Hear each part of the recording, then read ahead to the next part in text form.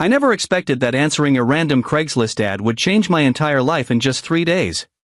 But as I stood there in Emma Sinclair's penthouse, watching her frantically pace back and forth in designer heels that probably cost more than my monthly rent, I realized I was about to make either the biggest mistake or the best decision of my life. And the craziest part? She had no idea that I already knew exactly who she was before I walked through her door. "So let me get this straight," I said, crossing my arms over my chest. "You want me to pretend to be your boyfriend for the weekend while your parents are in town? And you're willing to pay me $10,000 to do it?" Emma stopped pacing and turned to face me, her piercing blue eyes studying me carefully. At 32, she was the youngest female CEO of a Fortune 500 company, though she introduced herself simply as Emma, who works in tech. Her dark hair was pulled back in a sleek ponytail, and her tailored blazer screamed money in a way that made me acutely aware of my worn jeans and faded t-shirt. Yes, that's the deal. My parents have been pressuring me about settling down for years. I told them I was bringing someone special home this weekend just to get them off my back. I didn't think they'd actually fly across the country to meet him. She sighed, rubbing her temples. "Look, I know it sounds crazy, but I'm desperate. All you have to do is be charming, pretend we're madly in love, and then we go our separate ways on Monday. Simple. Simple. Right. Nothing simple about pretending to date one of the most powerful women in the country. Especially not when I had a 6-year-old daughter waiting at home with the babysitter, a stack of unpaid medical bills on my kitchen counter, and a heart that had been locked up tight since my wife died 3 years ago. Not sleeping on the sofa, right?" I asked, only half joking. Emma's perfect eyebrows shot up. "Excuse me? If I'm playing boyfriend, I'm not getting relegated to the couch. I have a bad back." That was a lie. The truth was, I needed to know exactly what I was getting myself into. A small smile played at the corner of her lips. "You'll have your own guest room, Mr. Carter. I'm paying for your acting services, not anything else." I should have walked away right then. Should have told her to find someone else to play her little game. But $10,000 would cover Lily's medical bills and maybe even put a dent in the debt that had been suffocating me since Sarah's death. So instead, I extended my hand. "Call me Jake. And you've got yourself a deal, Ms. Sinclair." The shock on her face when I used her last name, which she hadn't given me, was just the beginning of what would become the most unexpected weekend of my life. What I didn't know then was that Emma had a secret that would turn our fake relationship into something neither of us was prepared for. And by Sunday night, one of us would be in the hospital fighting for their life. The first sign that this weekend would be nothing like I expected came when Emma showed up at my modest apartment the next morning. I'd given her my address so we could get our story straight before meeting her parents. I figured she'd send a car, not come herself. But there she was, standing in my cluttered living room in jeans and a simple sweater that probably cost more than my rent, looking completely out of place among Lily's scattered toys and my mismatched furniture. "You have a child," she said, her voice flat as she stared at the framed photos of Lily on the wall. "Yeah, I do. Is that going to be a problem?" I crossed my arms defensively. "Because if it is, the deal's off." Emma's expression softened slightly. "No, it's not a problem. You didn't mention it. You didn't ask." I ran a hand through my hair. "Look, I've got a sitter for the weekend. This won't affect our arrangement." Before she could respond, the patter of small feet came down the hallway, and Lily appeared, still in her unicorn pajamas, her curly hair a wild mess around her face. "Daddy, who's the pretty lady?" she asked, clutching her stuffed rabbit to her chest. I watched Emma freeze, clearly uncomfortable, and felt a pang of regret for agreeing to this whole thing. But then, to my surprise, Emma knelt down to Lily's level. "I'm Emma," she said, her voice gentler than I'd heard it before. "I like your rabbit. Does he have a name?" "This is Mr. Hoppy," Lily said, suddenly shy. "He helps me be brave when I have to go to the doctor." Something flickered across Emma's face at pain, recognition, I couldn't tell, but it was gone as quickly as it appeared. "Well, Mr. Hoppy is doing an excellent job. You seem very brave to me. The moment was interrupted by my phone ringing, the babysitter calling to say she'd be late. When I hung up, the panic must have shown on my face. Problem? Emma asked. Sitter's car broke down. She won't be here for another 2 hours, but we need to leave in one to make it to your parents' hotel on time. I ran a hand through my hair, calculating how much an emergency sitter would cost and if I could even find one on such short notice. Emma was quiet for a moment, then surprised me again. Bring her with us. What? Bring Lily. We'll drop her at the sitter's on the way. She checked her watch. We have time if we leave now. Your daughter can be part of our cover story. It actually makes it more believable that we've been dating seriously. I stared at her, trying to figure out her angle. You sure about this? Most people don't want to deal with someone else's kid. Something hardened in her eyes. I'm not most people, Jake. And contrary to what the tabloids might say, I'm not some heartless corporate robot. She turned to Lily with a smile.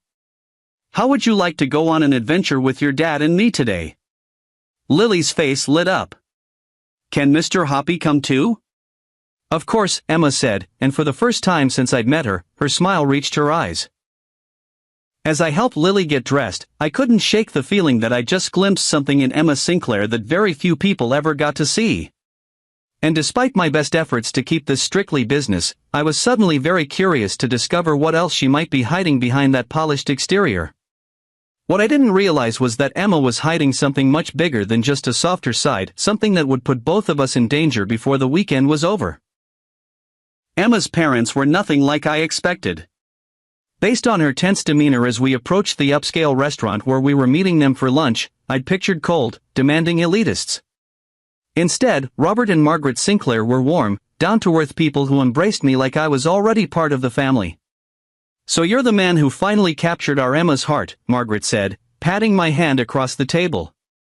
We were beginning to think she'd married her company. Mom, Emma warned, but there was affection in her voice. What?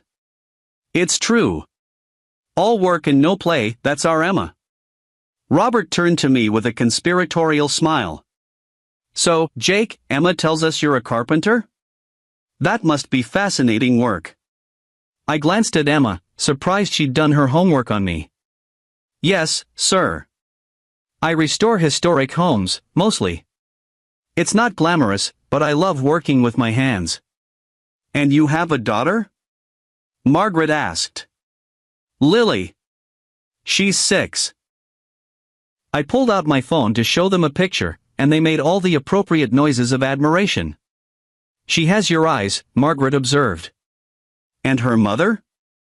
The table went quiet. I felt Emma tense beside me.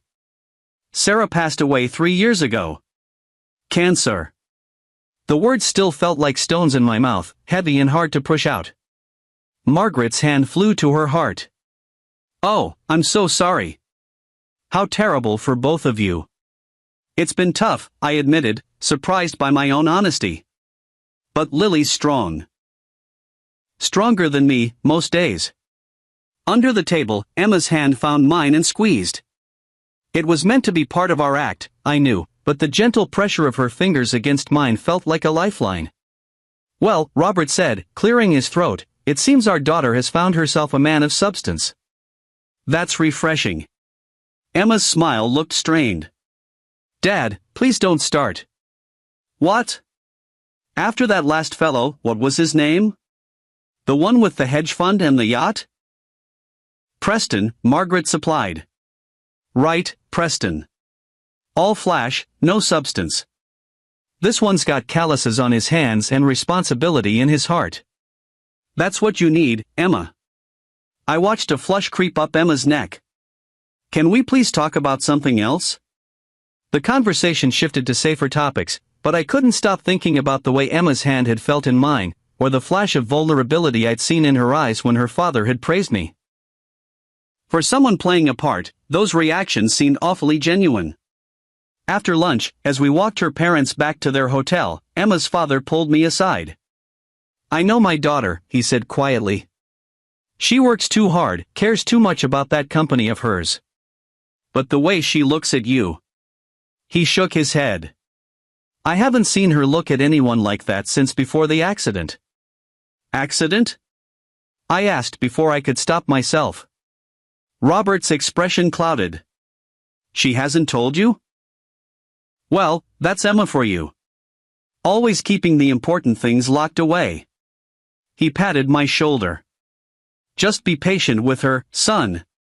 She's worth the wait.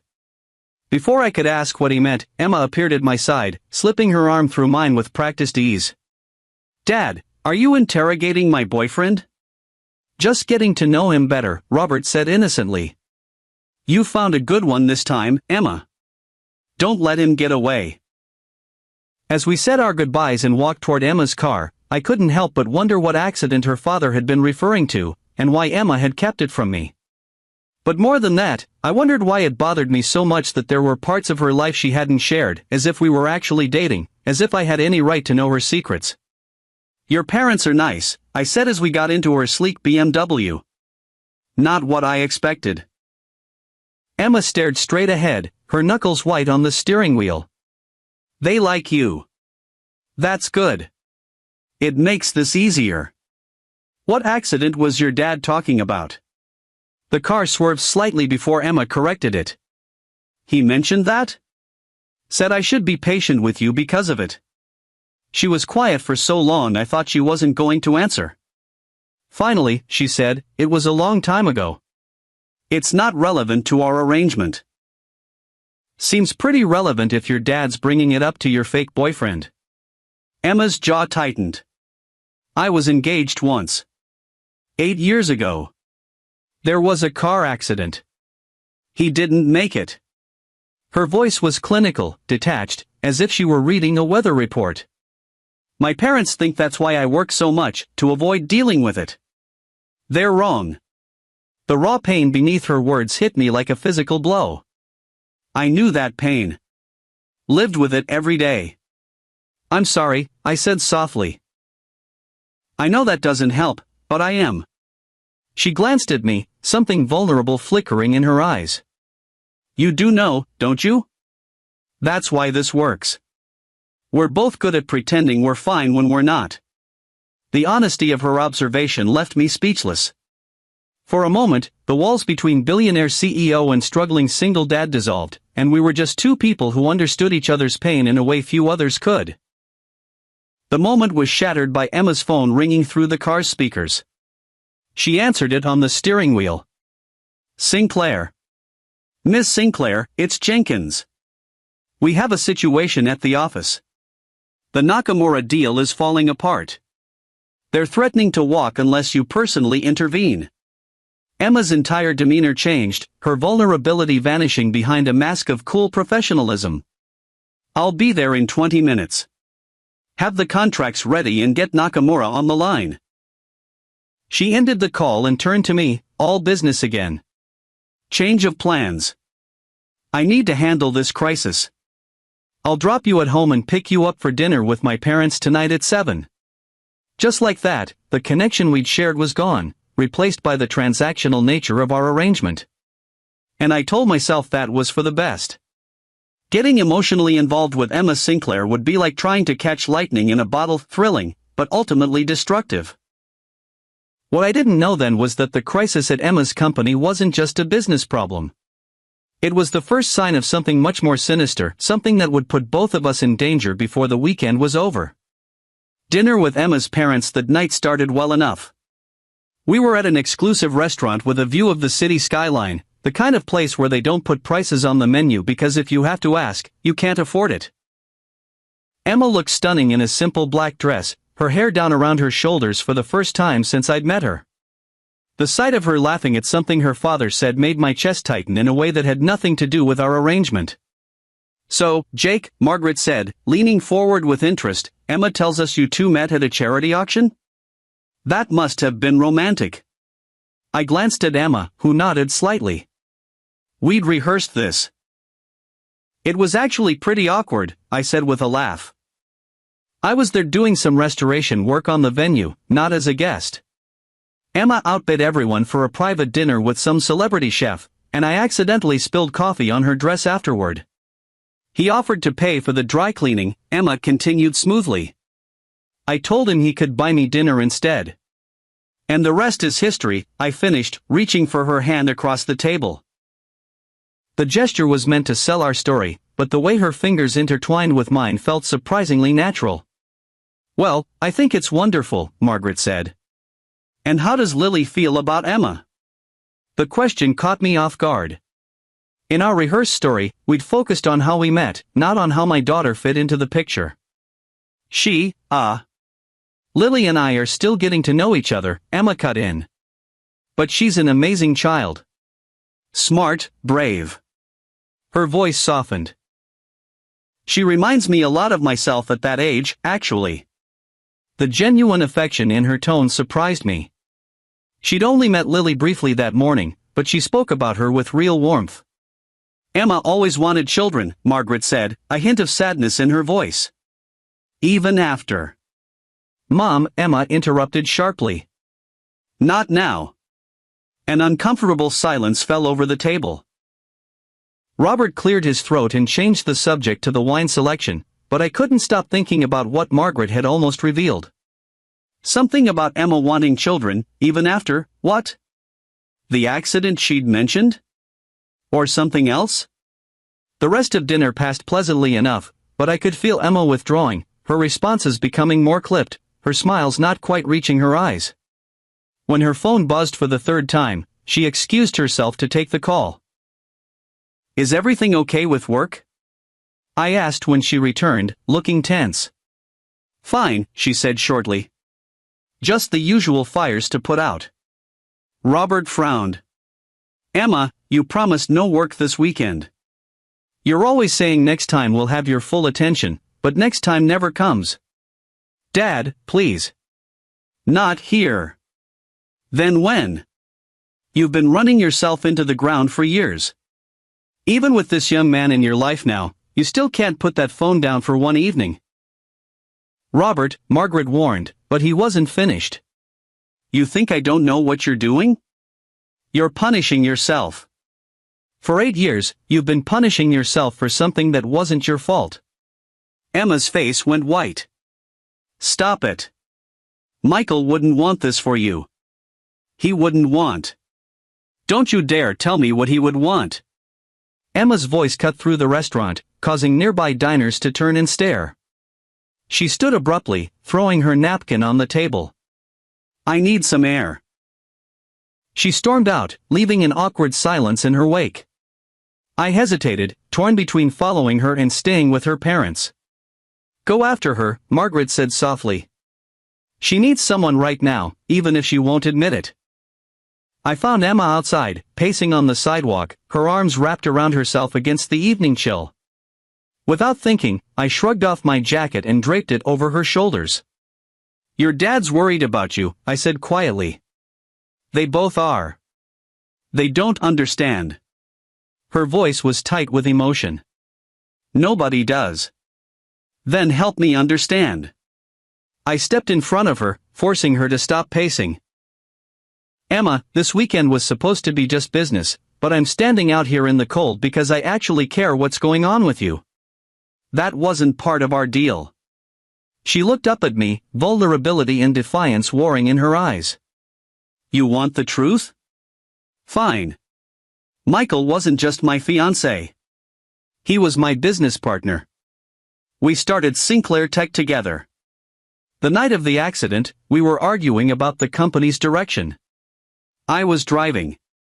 I was distracted. Her voice broke. The truck came out of nowhere. Emma. I walked away with a few scratches. He died on impact. She laughed bitterly. And you know what the worst part is? The company we were fighting about? It's now worth billions. Everything I've accomplished, everything I've built, it should have been ours together. The raw pain in her voice hit me like a physical blow. I knew that survivor's guilt all too well. So that's why you work yourself to death? To prove his death wasn't in vain? To make it mean something, she whispered. But lately I've been wondering if I've been hiding behind work to avoid living. My parents are right about that much. Without thinking, I reached out and tucked a strand of hair behind her ear. For what it's worth, I think you're doing a pretty good job of living right now. Something shifted in her eyes, a softening, a surrender. And then she was leaning forward, her lips meeting mine in a kiss that was definitely not part of our arrangement. For a moment, I forgot everything, the deal, the money, the fact that we were from completely different worlds. All I knew was the warmth of her lips and the feeling that something long dormant inside me was waking up. When we broke apart, she looked as stunned as I felt. "I'm sorry," she said quickly. "I shouldn't have."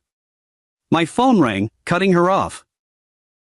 It was my regular babysitter's number. "Jake?" Her voice was panicked. "It's Lily. We're at the emergency room. She's having trouble breathing." The world tilted beneath my feet. "I'm on my way." I hung up and turned to Emma, fear gripping my chest. "It's Lily. She's in the hospital." Without hesitation, Emma flagged down a taxi. "Let's go." The next few hours were a blur of hospital corridors, doctors' voices, and the terrifying sight of my little girl hooked up to machines. "Asthma attack," they said. "Severe but treatable." She'd be okay, but they wanted to keep her overnight for observation. Through it all, Emma never left my side. She made calls, arranged for a private room, consulted with specialists, all without being asked. When Lily finally fell asleep, medication easing her breathing, Emma and I sat side by side in uncomfortable hospital chairs. "You didn't have to stay," I said, exhaustion making my voice rough. "Yes, I did." She reached over and took my hand. "Jake, I know this weekend started as a business arrangement, but it's not anymore. At least, not for me." I looked at our intertwined fingers. "This is crazy. You know that, right? We're from completely different worlds. Maybe that's exactly why it works." She smiled softly. "You see me, the real me. Not the CEO, not the billionaire. Just Emma. And you see me," I realized. Not just the struggling single dad, but me. She leaned her head against my shoulder, and we sat in comfortable silence, watching Lily's chest rise and fall with each breath. "I should call my parents," Emma said eventually. "Let them know what happened." As she stepped out to make the call, I checked my phone and found a text from an unknown number. "Tell Sinclair to back off the Nakamura deal, or next time it won't just be an asthma attack. Kids are so fragile, aren't they?" My blood ran cold. This couldn't be a coincidence. Someone had deliberately triggered Lily's asthma as a warning to Emma. And now my daughter was in danger because of our fake relationship that wasn't feeling so fake anymore. When Emma returned, I showed her the text. Her face went pale. "This is my fault," she whispered. "The Nakamura deal, it's worth billions, but it would put a major competitor out of business. I never thought they'd go this far. We need to call the police." "No." Her voice was firm. "These people have connections everywhere. If we go to the police, they'll deny everything and might come after Lily again." She squeezed my hand. "I'll handle this my way. Emma, these people threatened my daughter. I'm not just going to sit back and..." "Trust me," she said, her eyes intense. "I protect what's mine. And right now, that includes you and Lily."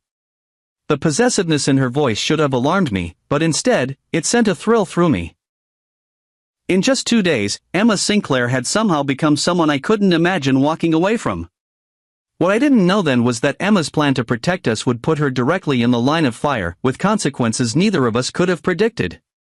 By Sunday afternoon, Lily was released from the hospital with a new inhaler and strict instructions for care. Emma insisted we stay at her penthouse where her security team could keep an eye on us. "Wow, your house is bigger than my whole school," Lily exclaimed as she explored the spacious living room, her energy fully restored. Emma laughed. "It's too big, honestly. I rattle around in here like a pea in a drum." Then why don't you get a smaller house? Lily asked with a child's straightforward logic. You know, I've never thought about it that way. Emma smiled at me over Lily's head. Sometimes it takes a fresh perspective to see what's right in front of you. While Lily settled in with a movie, Emma and I stepped onto the balcony to talk privately. My security team traced the text, she said. It came from someone inside Westridge Corp, my main competitor. They're desperate to stop the Nakamura deal. So what's your plan? I've arranged a meeting with their CEO tonight. Off the record, just the two of us. Alarm bells rang in my head. That sounds dangerous. It's at a public restaurant. I'll be fine. She touched my cheek.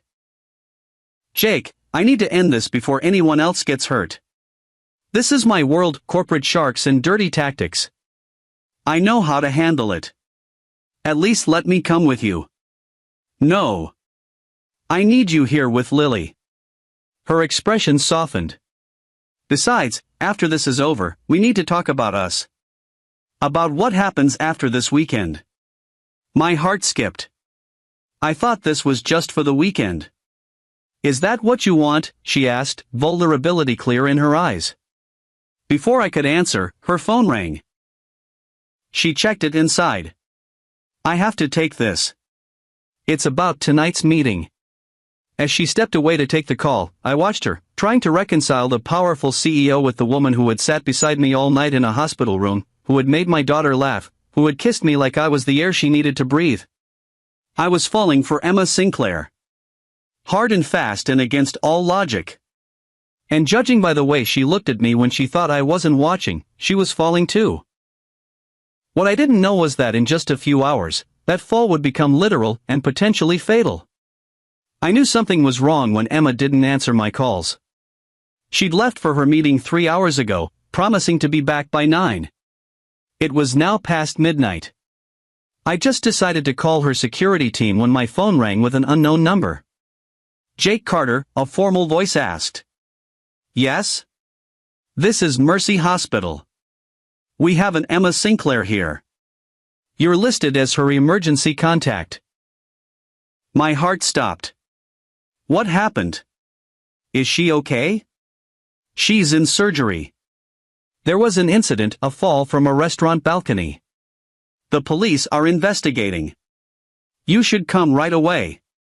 The next hour was a blur of arranging for a neighbor to watch Lily and racing to the hospital. When I arrived, the waiting room was already filled with Emma's employees and her parents, who had rushed over from their hotel. What happened? I asked Robert, who looked 10 years older than he had at dinner the night before. They're saying she fell, he said, his voice hollow. But Emma isn't clumsy. She never has been. She was meeting with Victor Westridge, I said. From Westridge Corporation. They threatened Lily to get to Emma. Robert's head snapped up. What? Why didn't she tell us? She wanted to handle it herself.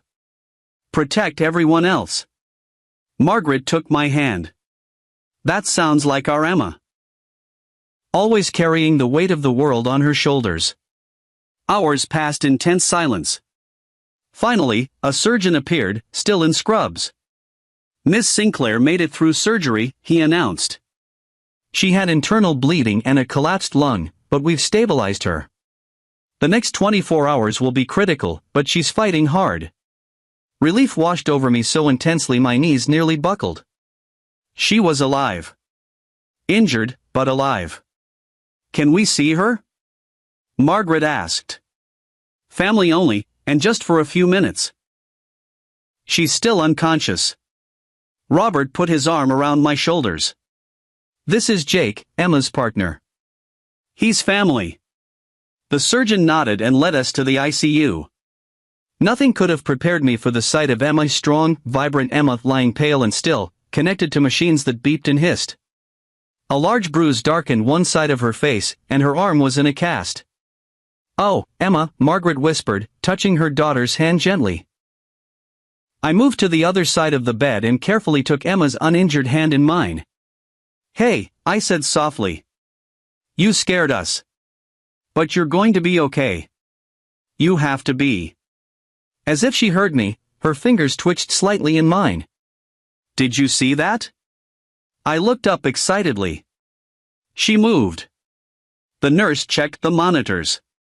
Her vitals are improving. That's a good sign.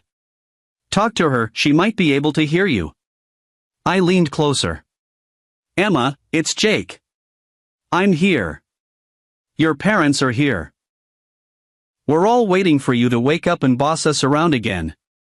A faint smile seemed to touch her lips, though her eyes remained closed. When we were asked to leave so the medical team could work, I found 2 police detectives waiting to speak with me. Mr. Carter, we understand you were aware of threats made against Ms. Sinclair? I told them everything, the text message, the Nakamura deal, Westridge Corp's desperation. We found Ms. Sinclair's phone at the scene, one detective said. There was a recording app running. She captured the entire conversation with Westridge, including his admission to threatening your daughter and his attempt to push her from the balcony when she refused to back down. So you have him? I asked, hope rising. We're bringing him in now. Ms. Sinclair managed to grab the railing as she fell, which slowed her descent. That quick thinking probably saved her life. That was Emma fighting to the end, never giving up. As dawn broke over the city, I sat in the hospital cafeteria with Robert and Margaret, all of us exhausted but unwilling to leave. You know, Robert said, stirring his untouched coffee, when Emma first told us she was bringing someone home to meet us, we thought it was just another distraction. She's introduced us to men before, polished, successful types who never seem to touch her heart. But you're different, Margaret continued. The way she looks at you. I haven't seen that light in her eyes since before we lost Michael. I care about her, I admitted. More than I should after just 3 days. Time doesn't always matter with these things, Robert said. Sometimes you just know. A doctor approached our table. Miss Sinclair is awake and asking for Jake. I found Emma propped up slightly in bed, her eyes tired but alert. When she saw me, her face lit up with a smile that made my heart race. You stayed, she said, her voice raspy. Of course I stayed. I sat carefully on the edge of her bed. The police have Westridge. Your recording got him. Good. She winced as she tried to shift position. Jake, about our arrangement. Forget the arrangement, I said firmly. That ended the moment you kissed me outside the restaurant. So what happens now, she asked, vulnerability clear in her eyes. Now we do this for real. No pretending, no deals. Just us, seeing where this goes. I'm a workaholic CEO with trust issues and survivor's guilt, she warned. And I'm a single dad with a mountain of debt and a heart I thought was permanently broken. I smiled. Sounds like a perfect match to me. She laughed, then winced at the pain it caused. Lily, is she okay? She's fine. More worried about you than anything. She made you a get-well card with about a pound of glitter on it. Emma's eyes filled with tears. I never thought I'd have this again. A chance at family. I leaned forward and gently kissed her forehead. Well, get used to it. Because Lily and I aren't going anywhere. 6 months later, Emma moved out of her too-big penthouse into a home with a yard where Lily could play. A year after that, I proposed on the balcony of the restaurant where we'd had our first real kiss. And when Emma walked down the aisle toward me, with Lily as our flower girl, I knew that sometimes the most unexpected arrangements turn into exactly what we need. Life isn't perfect. Emma still works too hard sometimes, and I still have moments of grief for Sarah. But we understand each other's scars in a way no one else could. And every night, when I fall asleep with Emma in my arms, I'm grateful for that Craigslist ad that changed everything. Because sometimes, the most beautiful love stories begin with "I need a boyfriend to meet my parents this weekend" and not sleeping on the sofa, right? If you enjoyed this story, please hit the like button and subscribe to the channel for more heartwarming content that will make you believe in second chances and unexpected love.